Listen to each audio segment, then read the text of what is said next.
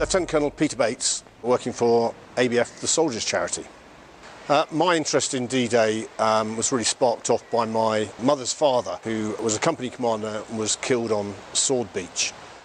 Sword Beach, the Suffolks were in the second wave and still under sporadic fire. They had 3 objectives, and the final objective, my grandfather's, with A Company, was Hillman.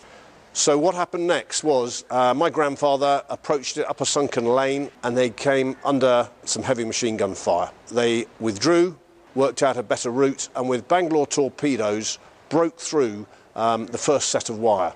So they got a bit closer.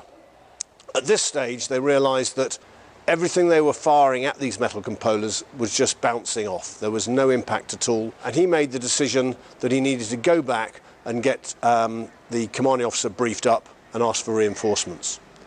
During that period, that's when he was shot by the Germans.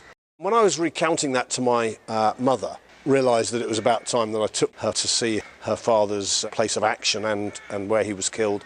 We spent a marvellous 14 hours going over the beach. My mother then realised, as I was explaining how the battle was going, that she will have stepped now probably within 10 yards of where her father had been shot and died in the sunken area. My mother left a small posy and a card to her father, someone that she hadn't seen since she was 10 years old. At that moment, it was pretty poignant, as you can imagine, but it was even more tearful, of course, when she got to the grave and she planted another plant there.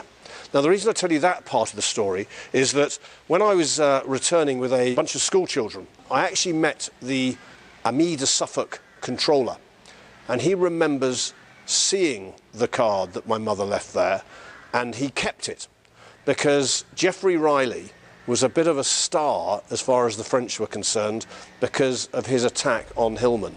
Now, I had no idea about that, and I wish to this day that I could have explained that to my mother, that her father was held in such great regard.